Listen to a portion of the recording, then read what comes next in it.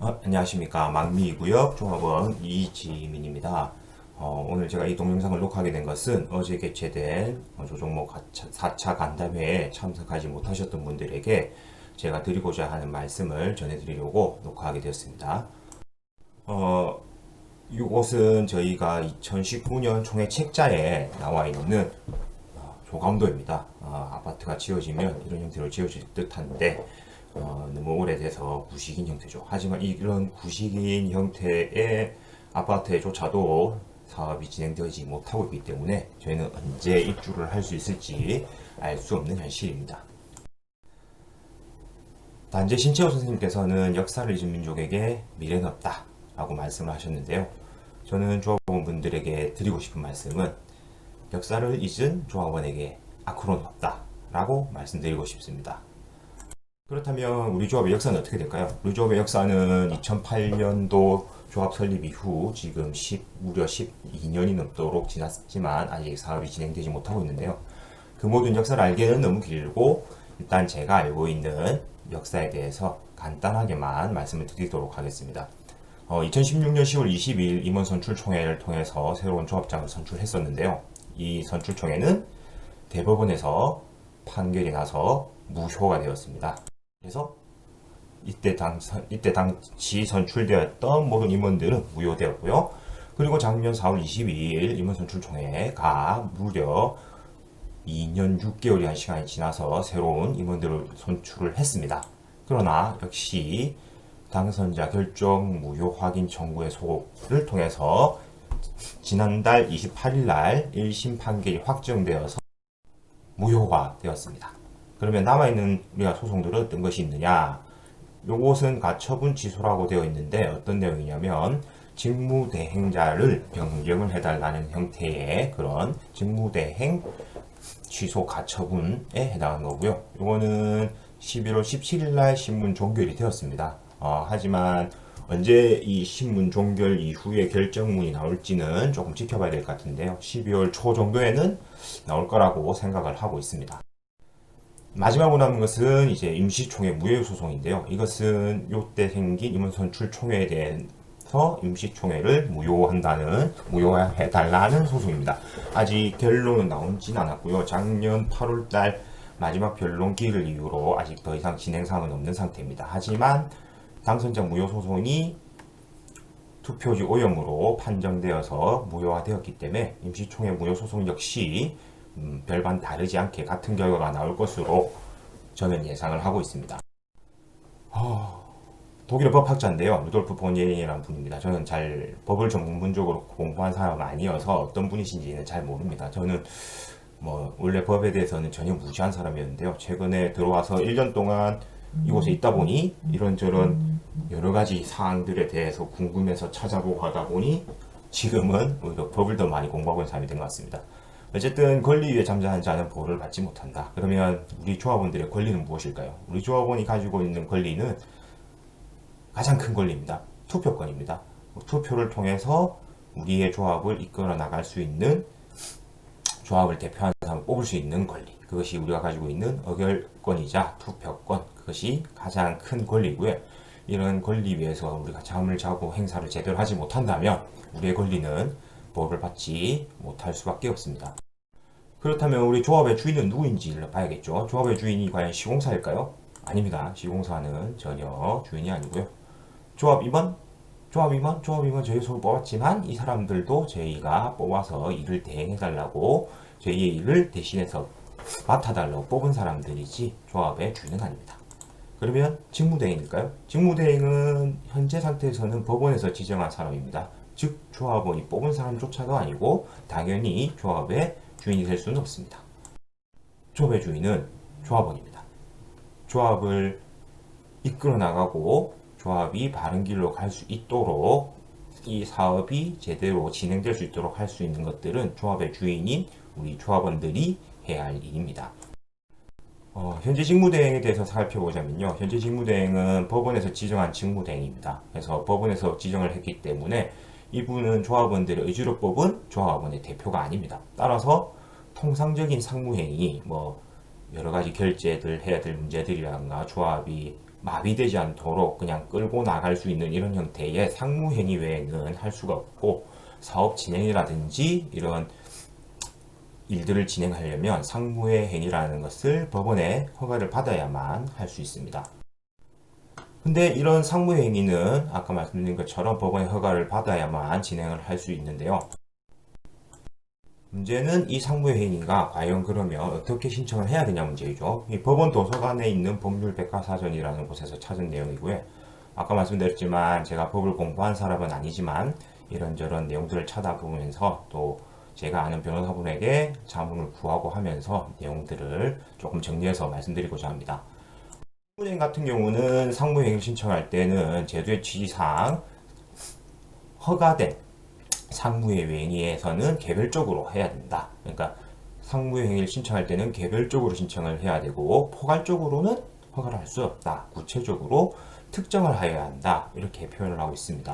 무슨 말이냐면 신청에 대해서 뭐 등등등등 해서 주주총회 소집하는 것을 허가한다. 이사회를 소집하는 것을 허가한다. 이런 개별 각각 건에 대해서 허가를 할 수 있지, 우리 같은 경우에 사업 시행 변경 인가까지 허가를 한다. 이런 식의 포괄적인 허가는 할 수가 없다고 봐야 될 것 같습니다. 그렇다면 이게 상무행위를 신청하면 그냥 그대로 다 진행이 될 수 있을 것이냐 문제인데, 상무행위 같은 경우는 항고를 할 수 있고요. 신청할 인용됐을 때 상무의 행위가 인용을 했을 때 즉시 항고를 할 수 있고, 항고를 하는 경우에는 집행정지, 그 상무의 행위를 집행하는 것을 정지시키는 효력이 바로 발동을 해버립니다. 왜 그러냐면 직무대행자가 상무행위를 해버리면 불복이 의미가 없게 될 수 있기 때문입니다. 그래서 아예 처음부터 항고가 받아들여지게 되면 집행정지 효력이 있게 됩니다. 그러면 이런 항고를 누가 할 수 있냐 문제죠. 항고를 누가 할 수 있냐라면 항고는 권리를 침해당한 자가 할 수 있다. 즉 권리를 침해당했다고 생각하시는 분들, 상무행위를 통해서 정상적인 사업 진행에 되지 않고 조합장을 선출할 수 있는 나의 권리가 침해당했다라고 하시는 조합원들 어느 누구든 할 수 있다는 거죠.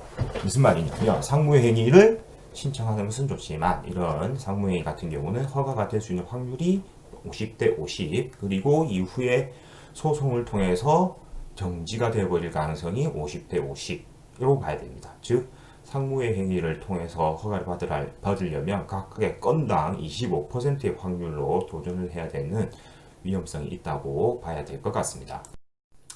그렇다면 우리의 손으로 뽑은 새로 뽑은 조합장은 어떻게 될까요? 이분은 조합원들의 의지로 뽑은 조합원의 대표입니다. 그렇기 때문에 조합원들에게 권한을 위임받았기 때문에 모든 일을 다 할 수 있습니다. 물론 중요한 계약 체결이라든가 그다음 사업시행 인가 이런 것들은 조합들이 총회에서 의결을 해야 해서 위임을 시켜줘야 가능한 거겠죠. 이제 당선자 무효 소송의 1심이 판결이 나서 저도 사실 사업이 다 진행이 될 거라 생각했습니다. 왜? 새로운 조합장을 뽑고 새로 뽑은 조합장이 앞으로 우리가 나가야 될 길에 대해서 잘 조합을 이끌어 줄 수 있을 거라 생각했는데 현실은 그렇지는 않습니다. 산 넘어 산, 첩첩산중입니다. 어떤 문제들이 있냐면 대의원이 모자라거든요. 이게 대의원이 모자란 것이 왜 큰 문제가 되냐면 대의원 같은 경우는 선관위를 구성을 할 수 있는, 즉 임원 선출 총회를 하기 전에 선관위, 선거관리위원들을 구성을 해야 되는데 이런 선관위 구성을 대의원들이 하게 되어 있습니다. 하지만 현재 대의원회 자체의 대의원 수가 법정 대의원 수에 모자라기 때문에 대의원회 자체로 지금 임원 선관위 구성을 하는 데 있어서 문제점이 생깁니다. 또한 정관이 지금 좀 안 좋은 상태입니다. 저희 조합 정관은 2003년도 국토부에서 만든 표준 정관을 바탕으로 만들어져 있는 정관이어서 조합 정관과 도정법의 조문도 맞지가 않는 부분도 많고요. 너무 옛날 정관에 누더기식으로 뜯어 고쳐져 있어서 정관이 좀 많이 안 좋습니다. 간단하게 예를 들면 작년 같은 경우에도 임원 선출 총회를 했으나 조합 정관의 조합장은, 조합 임원은 등기 이후 임기가 시작된다고 하는 등기 이후 이 말로 인해서 임기를 시작을 못했고 그걸로 인해서 현 상황까지 끌려 나온 상태입니다. 즉 정관이 많이 안 좋기 때문에 새로 임원 선출을 하더라도 예전 총회 꼴이 날 수 있다라는 위험성이 있습니다. 그러면 어떻게 해야 될까요?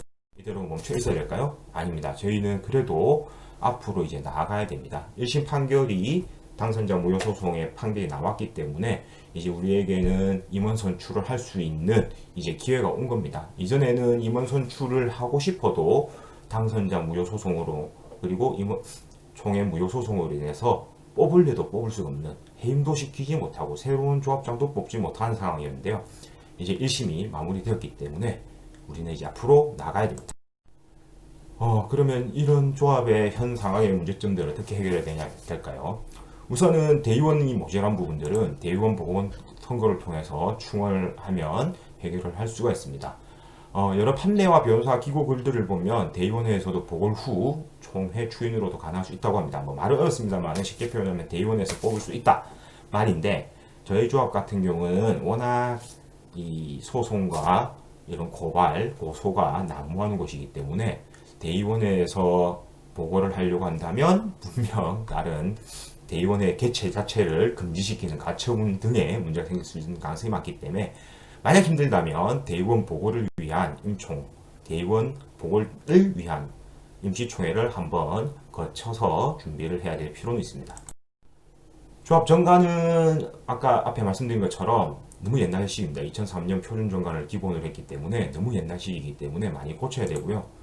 이런 정관 개정을 지금 조합원 몇 명이서 저희가 준비를 하고 있습니다. 다만 정관 개정이라는 것은 정관을 도정법을 제외하고는 우리 조합을 이끌어 나가는 가장 중요한 법이기 때문에 단순 몇 명의 의견만으로 해서는 안 될 거라 생각하고요.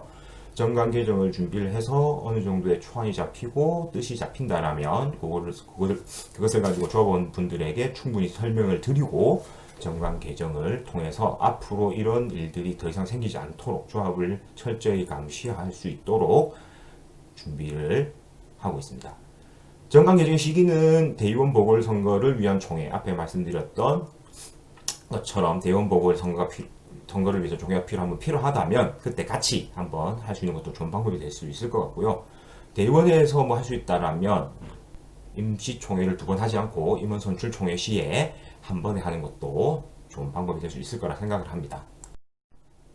이분은 인터넷에서 학교 선생님인데요. 이런 인터넷에서 이제 유명 인사가 되신 분입니다. 그 푼에 더 이상 미룰 수 없다. 더 이상 너의 대학 나의 결혼, 이런 문구를 그 푼으로 지으셔가지고 뉴스에도 몇 번 나오셨던 분인데요. 저는 이렇게 생각합니다. 더 이상 미룰 수 없다. 우리의 임시총회, 우리의 조합정상화, 이제 앞으로 나아가야 됩니다. 여러 가지 길이 많습니다. 뭐 상무회의도 좋은 방법이 될 수 있다 생각은 하고요. 다만 여러 가지 문제점이 산재해 있기 때문에 상무회의만 믿고 우리가 앞으로 나아가는 것은 곧 좌초될 위험성이 너무 크다 생각하고요. 제가 생각하는 가장 빠른 길은 올바른 방향으로 가는 길이라고 생각합니다. 조합 정상화를 위해서 우리가 해야 될 일들은 우리의 힘으로 뽑은 조합 임원들을 통해서 새로운 집행부를 구성하여서 사업에 문제가 생기지 않도록 이 많은 소송들, 고소, 고발에 휩싸여 있는 곳을 직진으로, 정면으로 뚫고 나갈 수 있는 힘을 실어줄 수 있는 새로운 집행부가 필요하다고 생각합니다. 경청해 주셔서 감사합니다.